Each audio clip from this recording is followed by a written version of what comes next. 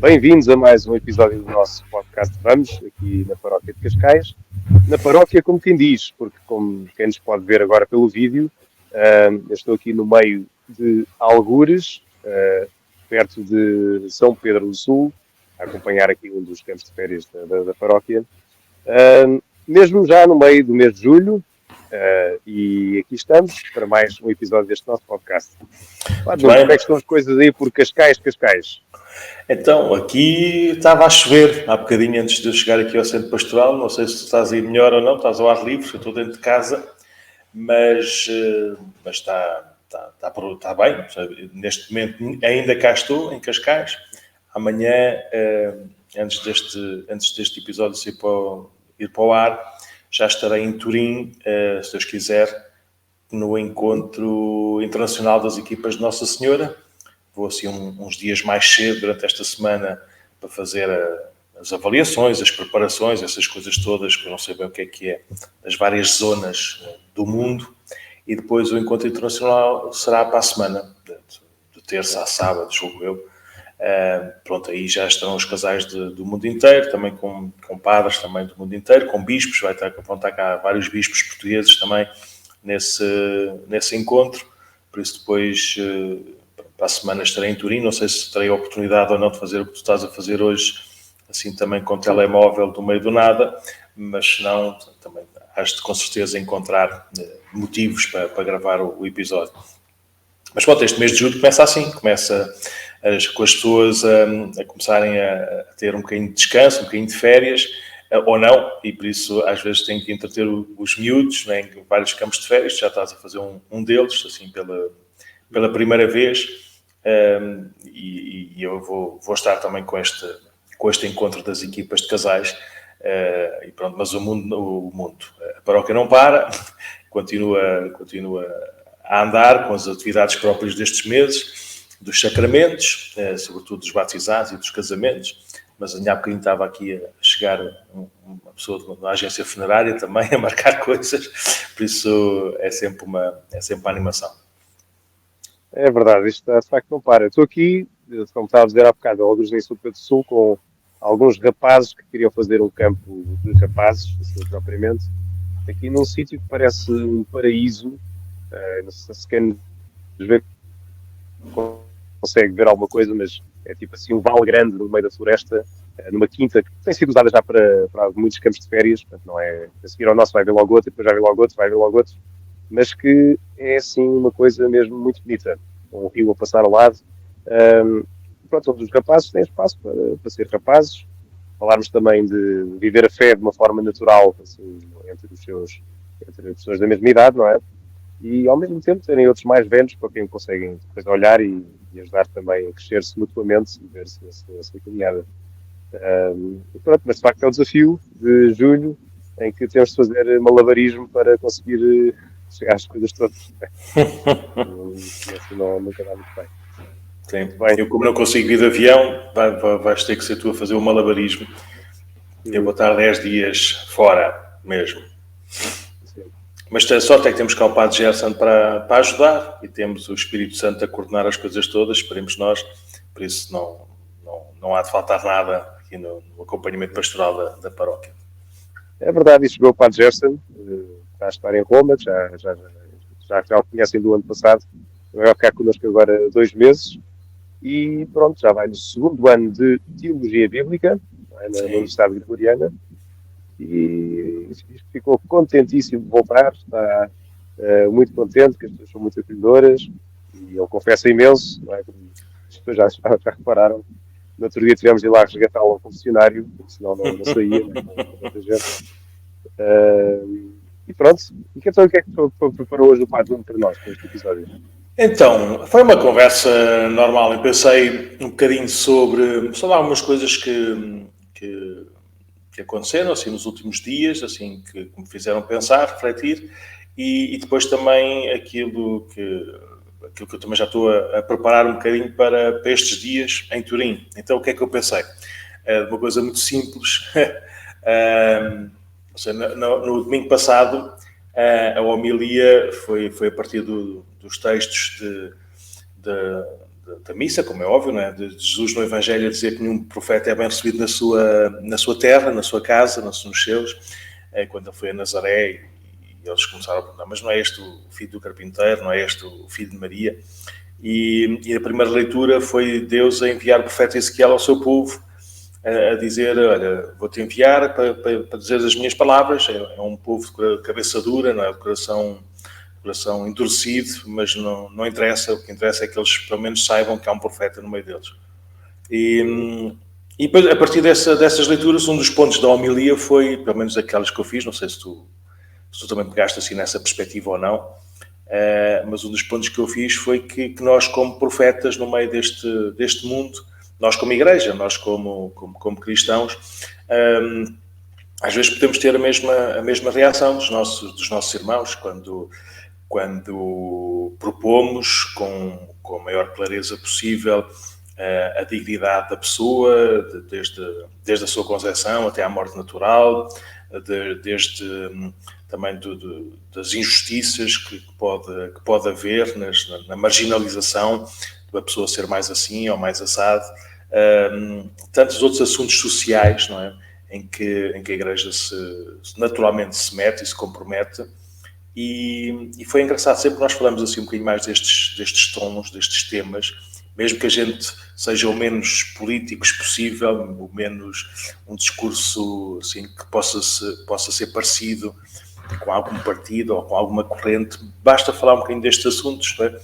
que vem logo a reação, às vezes escondida, só dos olhares ou da não conversa, outras vezes deliberada, assim mesmo, que o Sr. Padre estava assim, estava assado, estava não sei o quê.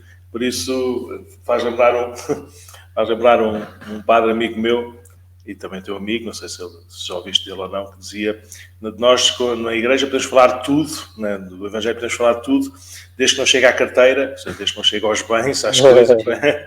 E pronto, e depois usava outros lugares, não é? Mas, como quer dizer, sim, se nós continuarmos com uma linguagem assim espiritual, assim, de interior e coisas parecidas, é sempre bom, porque as pessoas claramente precisam de luz e de companhia e de conforto e de fortaleza para viverem livremente a sua vida. Mas se falamos mesmo como uma proposta assim genérica, mas ao mesmo tempo muito concreta, muito clara de vida, as pessoas às vezes reagem não assim tão facilmente. Então, eu agora acompanho desde que ansiosamente esperava pelos nossos bispos, agora acompanho de uma forma mais recorrente a sala de imprensa do Vaticano, onde vão estando as várias notícias e os vários textos que vão saindo do Santo Padre, das várias congregações. Então, estás a fugir. Estou-me só a sentar, que estava de pé. Acho bem, não tens uma almofada? E pronto, e o Papa Francisco foi a Trieste ao encerramento da 50ª Semana Social dos Católicos, em Itália. E pronto, e além da homilia que depois fez na missa de encerramento, teve uma conversa, uma palestra sobre a democracia, até porque o tema, pelo que eu percebi, o tema desse congresso era, no coração da democracia, participar através da história e do futuro. Por isso, o Santo Padre quis usar um bocadinho aquela imagem do coração para dar alguns sublinhados sobre algumas coisas menos boas da vivência da democracia, e por isso falou do coração ferido, e depois também reconhecer algumas coisas boas e lançar alguns desafios, e falou do coração restaurado, do coração curado. Então, assim rapidamente, quando o Santo Padre começa lá, então, a imaginar a crise da democracia como um coração ferido. E a democracia quando está aqui isto, eu tenho que tratar de traduzir do italiano, tu és muito mais claro do que eu, mas pronto. Mas quando se limita, ou quando limita a participação sobre os nossos olhos, por exemplo, se há corrupção, se há injustiças e ilegalidades, se há crimes, não é? Mostra quase como que um coração, como é que se diz, infartuado, quer dizer que é um coração inflamado, não é? Um coração gordo, um coração, não sei, mas um coração cheio de si, não é? Mas também deve-se, o Santo Padre diz que nós devemos preocupar-nos não apenas com o funcionamento, o uso da democracia propriamente dita mal usada, não é? De um poder mal usado, não como serviço, mas como autossustento e autogarantia. Mas depois a democracia, quando vivida, mas depois também não faz nada, quando fica indiferente, por exemplo, à exclusão social, então é um corpo, é um coração que sofre, não é?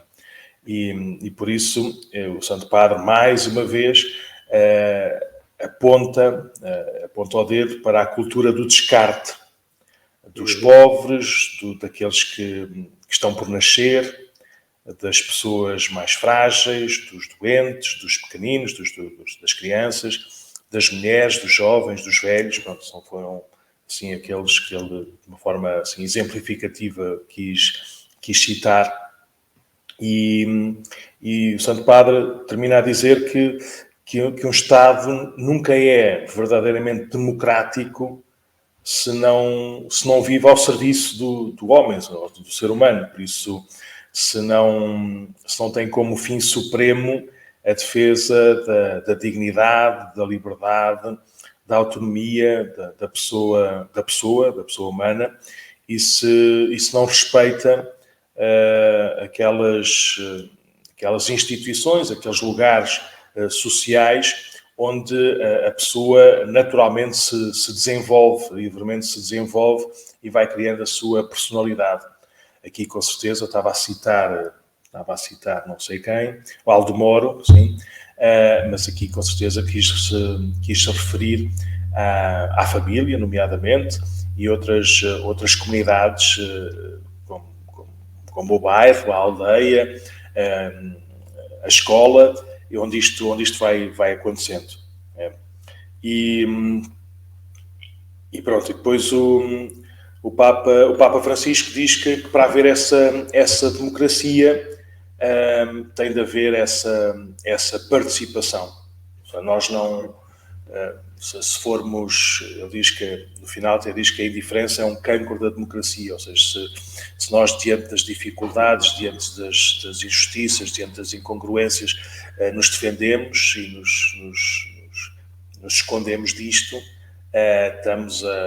estamos a matar a democracia, mais tarde ou mais cedo, até uma altura em que será praticamente incurável essa democracia. Por isso, ele diz que a participação não se improvisa, então deve haver formação, deve-se ensinar, ou deve-se querer aprender desde pequenino o que é isto da vida comum, do bem comum, da solidariedade, da subsidiariedade, um bocadinho também para estarmos atentos e não nos deixarmos iludir por ideologias que são vazias, não é? E que não querem bem nenhum e cavalgam apenas a partir dos medos e das dificuldades circunstanciais das pessoas. Por isso, esta aprendizagem dos jovens, ou de todos nós, não é? na vida democrática, na vida comum, deve ter também como estrutura aquilo que são os ensinamentos da doutrina social da Igreja, nomeadamente 2 dos princípios, não é? Já falámos de um, que é o valor da vida humana, da dignidade que não passa da pessoa, e depois estes princípios da solidariedade e da subsidiariedade. E por isso percebemos que os outros fazem parte de nós, e por isso não devemos ser indiferentes às necessidades e aos anseios dos outros, e devemos construir este projeto de vida comum, e depois percebemos que somos responsáveis. Este princípio da subsidiariedade é não esperarmos que seja o Estado a resolver ou que seja o grupo a resolver, mas todos nós sim, estamos responsáveis e no nosso nível, se podemos resolver a coisa, resolvemos. Portanto, à espera que tenha... Sim. Há aqui uma nota do Santo Padre quando diz que algumas formas de assistencialismo que não reconhecem o valor da dignidade da pessoa, pode ser um inimigo da democracia e um inimigo do amor ao próximo. Não sei exatamente a que é que ele se refere, mas quando porventura a instituição, qualquer que ela seja, mais superior, assim, ligada a um Estado central, ou mais estruturado, ou mais o que seja, mas que faz e que se alimenta só de assistência, de um assistencialismo estéril, não é? De dar de comer, que é ótimo, é? Dar medicamentos, que é fantástico, mas dar sem se preocupar com a pessoa, sem haver esta ligação humana e sem perceber exatamente o que é que a pessoa está a precisar e como podemos ajudar a sair desse ciclo. Diz o Santo Padre que vivemos de assistencialismo pode acontecer, ou seja, eu não sei nada de política, nem sei nada de números destas coisas, mas a partir do momento em que há subsídios para tudo, não é? Sem se preocupar com o bem das pessoas e da forma como ajudar de facto a pessoa a sentir-se livre, responsável e empenhada também a trabalhar para o bem comum, de repente isto pode ser, como dizia o Santo Padre, pode ser um inimigo da democracia, porque de repente estamos cheios de assistencialismo, mas não queremos saber das pessoas que necessitam. E às vezes depois até nos fartamos, não é, de ajudar ou de achar que estamos a ajudar, e por isso pode desmoronar esta nossa democracia com este estilo, não de solidariedade, mas de assistencialismo, uma das palavras do Santo Padre. Mas é um tema difícil, não é? Porque, de facto, é importante nós ajudarmos, não é? E é importante não deixarmos ninguém morrer de fome, ninguém morrer de sede, em relação a obras de caridade, não é? Mas, efetivamente, depois a linha daí para a frente é que dá mais trabalho. Implica a pessoa acompanhar, conhecer, e às vezes também ter a coragem de dizer que não. Dizer que não porque há outras formas. Não é? Há outras formas de uma pessoa estar a ser ajudada. E aí, sem tempo e sem dedicação, sem gente que se dedica a isso, é difícil de dizer esse não, não é? Poder ajudar a dar o salto para a independência. Sim. Não sei, lembro-me, contaram-me, não sei se era verdade ou não, mas que há 100 anos atrás era preciso uma pessoa ter uma licença para ser pedinte. Isto porquê? Não, eu acho que, num certo sentido, primeiro, obrigava a pessoa a ir aos meios públicos, entre aspas, para mostrar a sua situação, não é? E, portanto, era proibido pedir sem ter essa licença. E, assim, obrigava a pessoa, entre aspas, a ir aos meios que conseguiriam ajudar, não é? Efetivamente, e a pôr de pé. E depois, ao mesmo tempo, se a pessoa conseguia fazer outra coisa qualquer, então ia trabalhar. Sim. Mas não sei, é um assunto complexo e lá está, eu também não sou da área, não acompanho assim de perto, a não ser, lá está, as coisas que me vão aparecendo, mas não posso ser que trabalhe todos os dias com situações como essas. Mas é um desafio grande, acho que sim. E acho que é importante também abordarmos enquanto igreja isto da forma certa. Sim. Não, o Santo Padre aqui, esta parte final é final de um parágrafo onde diz que nós devemos acompanhar-nos, não é? E devemos acompanhar-nos uns aos outros e devemos ajudar-nos uns aos outros. E ele diz que não apenas naquilo que são as necessidades primárias, não é? Mas para ajudar a que cada pessoa possa viver e alcançar o melhor de si. Sim, não fique depois resumida e bloqueada e escrava, não é, da assistência, porque depois já não pode fazer nada sem isso, não é? e resume-se por isso simplesmente a ser uma necessitada. O Santo Padre aqui está a falar no sentido de um acompanhamento ou de uma relação que ajude cada pessoa a poder abrir-se, pelo menos, e a poder arriscar, não é? Viver a plenitude da sua vida e não ficarmos arrumados em relações de dependência, mas de facto numa solidariedade que ajude de facto cada um, não é? Aquele que dá, aquele que recebe, aqui, e façam disso um caminho comum. Por isso é nesse ambiente que depois o Santo Padre critica alguma forma de assistencialismo que pode tirar isto, pode menorizar, não é, a dignidade daquele que é assistido e ficar escravo desse vínculo, dessa relação. Pronto, depois para terminar, ao segundo ponto, temos aqui esta segunda reflexão, como diz o Santo Padre, é um encorajamento a participar. E por isso, como é que se diz, a podermos ver, não é, um coração restaurado, um coração curado na democracia.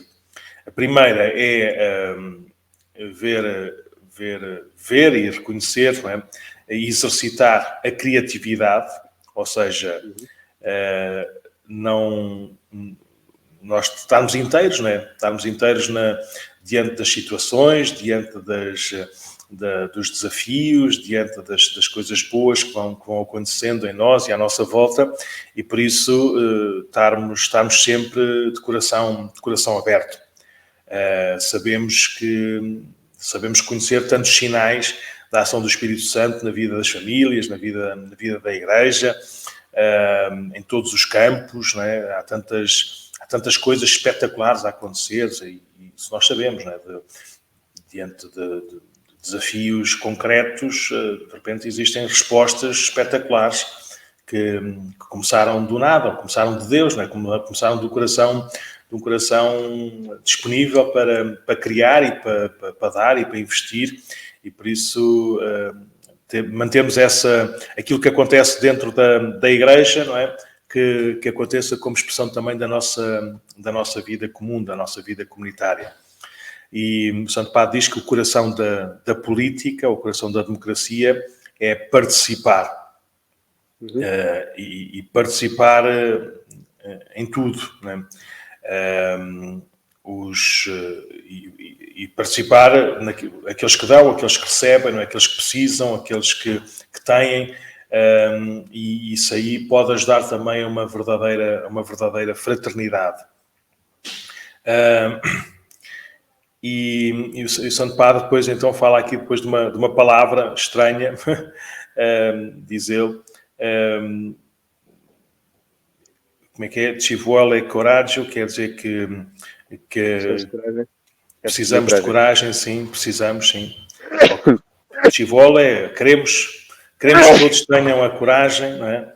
Para nos pensarmos como povo, e não como o eu, ou o meu clã, a minha família, os meus amigos, não é? É claro que o povo, não no sentido às vezes ideológico que se dá, mas perceber que somos partes de uma comunidade. Essa comunidade, damos o nome que a gente quiser, não é? Mas é uma comunidade maior do que eu, mas de que eu faço parte. E por isso não termos dificuldade ou não termos reservas em nos sentirmos participantes ativos, em primeiro lugar, participantes porque a vida também é nossa, ou seja, o bem de todos significa também o nosso próprio bem, e participantes porque a gente tem esperança, porque a gente quer um futuro diferente, um futuro melhor, sem medo. Por isso, esta participação se quisermos, nesta tríplice dimensão. Nós estarmos ativos, nós pertencermos e nós queremos algo de bom, algo de novo, algo do futuro, sem medo. Claro que não há soluções fáceis, não é? Mas é bom que a democracia, diz o Santo Padre, não seja uma caixa vazia, mas uma caixa em que a gente transmite, deixa, não é? os valores, como é que se diz, como é que está aqui, a justiça e a paz, assim como bens públicos. Depois, para terminar mesmo, não sei, temos aqui esta parte do coração ferido e depois assim do coração curado. O Santo Padre fala um bocadinho de uma maneira que eu também já tinha ouvido falar, assim, pessoalmente, algumas pessoas, falar e comparar um político em todas as dimensões, não é? Todos aqueles que servem o bem comum naquilo que são as instituições públicas, em que diz, como é que é, um político pode ser como um pastor que vai à frente do povo, no meio do povo e atrás do povo. E antes diz que nós devemos amar, não é? Devemos amar o político como amamos o pastor. Mas pronto, depois então ele concretiza porque é que é à frente do povo, quando assinala e quando marca, não é? Quando aponta o caminho que se pode fazer, no meio do povo, por ter o fiuto, quer dizer, é o cheiro, não é? Fiuto. Sim. Para avere il fiuto del popolo. Il fiuto deve ser, se não é o cheiro das ovelhas, deve ser qualquer coisa do género. Estar no meio do povo para ter aquilo que é o sentir, que é o cheiro, que é a vivência do povo. E depois deve estar atrás para ajudar aqueles que ficam para trás. Aqueles que estão mais fragilizados ou aqueles que estão mais cansados. E por isso, um político, não é, diz o Santo Padre, que não tenha il fiuto del popolo, digo eu, o cheiro do povo, é um teórico e falta-lhe o principal. Pronto, e depois só mesmo como para terminar, algumas perguntas, alguns desafios que o Santo Padre deixou àqueles congressistas, não é, da Semana Social dos Católicos em Itália, quando diz que é um desafio, não é, nosso, deles, não é, organizarmos. É organizar, como é que é? La pace e il progetto, a paz e os projetos de boa política que possam nascer de baixo para cima.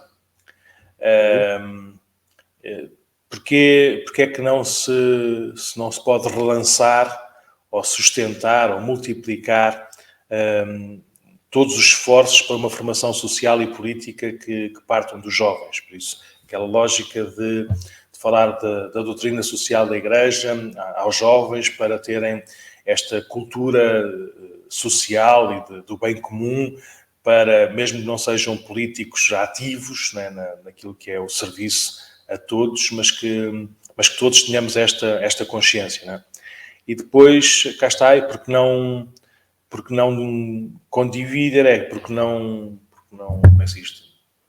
Partilhar, né? Porque não a riqueza dos ensinamentos sociais da Igreja.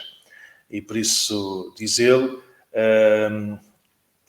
que possam providenciar lugares de diálogo, de confronto e de diálogo, e que possa favorecer sinergias para o bem comum. Por isso é uma coisa engraçada, este desafio do Santo Padre, não a fazer da Igreja um partido político, mas a fazer dos cristãos, né, como nós todos, né, que pensamos e vivemos um bocadinho de uma forma diferente, mas temos a mesma fé, temos o mesmo espírito, temos a mesma finalidade, e por isso sabemos o que é o essencial, o que é o passageiro, e com certeza cada um há de ter a sua perspectiva e a sua experiência, mas nesta lógica temos a mesma raiz e temos o mesmo objetivo do bem comum, e por isso podermos dialogar e podermos trabalhar juntos, cada um no seu carisma, no seu papel, para este bem. E eu acho que a Igreja pode e deve empenhar-se cada vez mais, não a ser usada ou manipulada como sinal de divisão, de discórdia, de radicalismo, ou de trincheira, ou do que seja,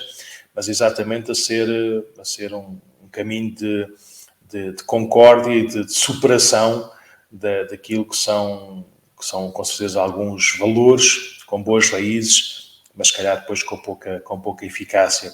E em vez de estarmos para aqui a lutar uns contra os outros para nos desfazermos, devemos colaborar uns com os outros para nos superarmos. Mas isso já é a minha leitura, mas eu não sou político, graças a Deus, mas não devemos ficar indiferentes e devemos ver até que ponto é que, de facto, a palavra, o espírito do Evangelho nos deve ajudar a ter um outro tipo de perspectiva e de pensamento, não é? sobre aquilo que nos é dado, sobre aquilo que nos é gritado por tantos lugares. Mas pronto, falemos sobre isto sem problemas. Sim. Então, e para terminar, já estou a tentar preparar as malas, ou a mala para levar para Turim, são 10 dias, e pronto, e 10 dias, o mais normal é não querer ter acesso ao computador, não serve para nada, a televisão também não há de ser nada de especial, por isso a grande companhia há de ser o livro, ou os livros. E estava a pensar levar a biografia do Papa Bento XVI, que tenho lido assim nestas férias, entre aspas, que vou tendo de vez em quando, ou seja, nestes dias, nestes fins de semana que vou para fora, então levo, e estava a pensar como já aconteceu tantas vezes nas férias de verão, assim, a leitura principal ser uma biografia. Lembro-me de há uns anos atrás, ainda seminarista, era a biografia do Papa João Paulo II, que era assim um calhamaço gigantesco. Sim, testemunho de expresso, algo assim parecido, assim. E foi espetacular li a biografia toda do Papa João Paulo II nesse verão. Espero também poder ler esta biografia do Papa Bento XVI também neste verão. Já li... biografia zona, não é? São 2 volumes grandes. Sim, mas é capaz de ser até menos do que o... E já li boa parte, já vou quase a meio do primeiro, e lê-se muito bem, é espetacular, está muito bem escrito, e é bom... Pus-me a pensar, engraçado, não sei se é uma inclinação minha, de facto é para não... há livros que às vezes a gente não gosta tanto, quando começa a ler e depois aquilo não desenvolve tanto como a gente gostava, e a história de alguém não tem que enganar, é sempre boa, é sempre fantástico, porque é a história de alguém. E tornam-se cada vez mais próximos de nós, mais amigos nossos, como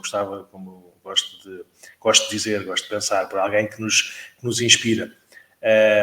Lembro-me também de ver outras biografias, se calhar não forem em alturas de férias, ou se calhar forem férias mais pequeninas, que eram biografias mais pequeninas, mas é um bocadinho a proposta para as pessoas, no seu tempo de férias, também encontrarem assim, uma biografia de algum santo, ou de algum personagem, pode não ser santo.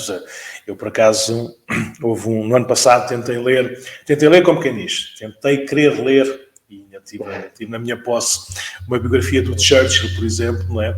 Mas depois, com a Jornada Mundial da Juventude e o cansaço e não sei o quê, não me era assim tão inspirador para se impor aos meus cansaços, mas pronto, mas não tem que ser necessariamente de um santo, pode ser de uma figura histórica relevante que a gente queira conhecer, mesmo não tenha que admirar totalmente, mas pronto, dos santos é daqueles que é infalível, por isso... É uma fonte segura de inspiração. Exatamente. Sim.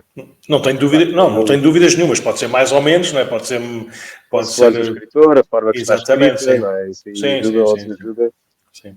Mas é quase como se fosse um amigo que a gente conhece no verão, que a gente faz de verão, e não que seja um amigo de verão que depois desaparece, mas depois um amigo de verão que a gente depois traz, afinal são nossos vizinhos, não é? E estão aqui mesmo na rua ao lado e a gente não se conhecia e conheceu-se num ambiente mais tranquilo e mais festivo. Por isso a proposta é que leiam, que possam escolher, possam ler uma biografia de um santo à vossa medida. Alguns estarão aqui também na igreja paroquial, não conheço bem aqui a livraria da Princípia, mas com certeza que há vários, não é? Ou podem encomendar tranquilamente pela internet. Nós podemos sugerir, não sei se lembras assim de alguma história de um santo que, assim, rapidamente... Eu posso partilhar aquelas que eu estou a lembrar agora de verão que eu li.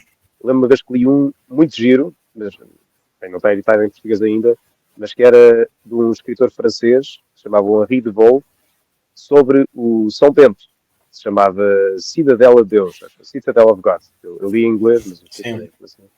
E era giro porque era uma história romanceada da vida de São Bento.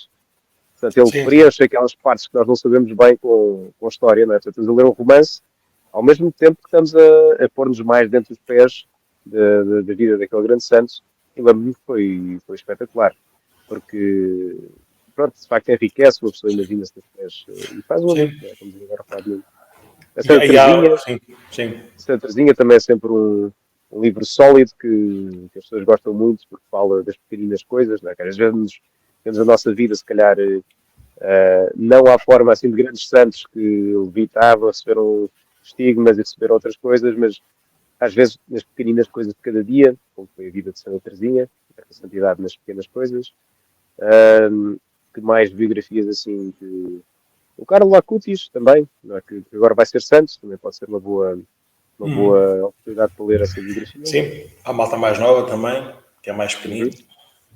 Sim, mas como estavas a falar do São Bento, lembrei-me logo de um autor jesuíta, o Pedro Lhamé, que fez de Santo Inácio de Loyola, de São Francisco Xavier e pelo menos do Pedro Arrupe, foi esse primeiro que eu li. Fez também mais ou menos como tu disseste em relação àquele livro de São Bento. Biografias romanceadas. Sim, ou seja, contava a história como se fosse um filme, com certeza baseado nesses factos históricos, mas em vez de estar a contar a história assim de uma maneira mais seca para nós imaginarmos, né, contava a própria da história para a gente ser mais fácil de conhecer e de reconhecer de facto a história. Por isso é muito engraçado ler também as biografias romanceadas, porque tem essa riqueza da gente imaginar de facto a cena como ela poderia ter sido. Mas há várias, sim. Eu assim lembrei-me sobretudo destas, dos papas que foram para mim leitura de verão, e depois estas aqui das biografias romanceadas, por assim dizer, e pronto, estas pequenas biografias que temos, principalmente para os mais jovens, para os mais novos. E eu no outro dia estava numa conversa e houve uma miúda, assim, já universitária, toda contente que tinha lido também um livro de uma santa que ela se tinha como é que se diz? Se tinha equiparado bastante e aprendido bastante. Por isso, desafiamos, né, a todos durante este mês de verão a fazer mais um amigo, né, com um livro biográfico de quem quer que seja. Vou só lançar assim mais dois, que agora estava a pensar. Força. Tipo, o que é que estaria também assim na minha lista? Um deles, a história da Madre Teresa, que Madre Teresa de Calcutá, Vem Ser a Minha Luz, é assim que se chama, não é? Sim, mas isso é aquilo que eu gostaria de ler, ou seja, se eu agora fosse arranjar um livro, acho que não vou arranjar, porque o próximo que está na lista é o mesmo do Padre Nuno, o Papa Bento, portanto as pessoas calhamaças que já vão ocupar boa parte do verão. Mas seria esta Madre Teresa, que também está assim no meu to-read list, e depois outro também mais por, se calhar um bocadinho mais por um motivo pastoral, mas a biografia do Padre Pio, porque tantas vezes houve-se tantas histórias que são atribuídas ao Padre Pio, e assim uma biografia grande nunca li assim, nada com muita consistência, também para conhecer um bocadinho mais, e poder depois ajudar as pessoas quando me vêm perguntar: o Padre Mendo, o Padre Pio disse isto e não sei o quê, isso é verdade? Eu não sei. Tens que aprender, eu também tenho que aprender. Eu ainda me lembro dele mais ou menos, mas pronto. Mas olha, também por causa disso, dessas biografias e de franciscanos, por assim dizer, recebi ontem também a monumenta do Santo António. Ou seja, foi o Santo António é um dos meus santos de particular devoção, e reparei que não tinha nada dele, tinha só pequenas histórias, pequenas biografias assim de fácil leitura, e então tem lá um calhamaço onde tem tudo aquilo que é, como é que se diz, que está disponibilizado no Santo António, desde as várias biografias, né? Depois medievais, sobretudo medievais, ou seja, as mais antigas possível. Depois também a descrição dos vários milagres em vida e depois de vida, e depois metade do calhamaço basicamente são os sermões dele, os sermões em vários sítios, em várias circunstâncias. Por isso vai ser também pelo menos até ao próximo dia de Santo António, do próximo ano, quando tivermos a procissão, pode ser que também já tenha lido e me sinta também inspirado a preparar ainda melhor essa procissão. Por isso, lembrei-me também agora de um santo que às vezes conhecemos tanta coisa e parece que não conhecemos quase nada. Falaste do Padre Pio e eu falo do Santo António. Por isso, também uma coisa boa. Nós, mesmo aqueles que já são de grande devoção e de grande conhecimento, a gente crescer, né, nesse conhecimento deles. Uhum. Estamos? Então, Padre Mendes, muito obrigado por este tempinho que tiraste aí ao campo de férias aí com os rapazes.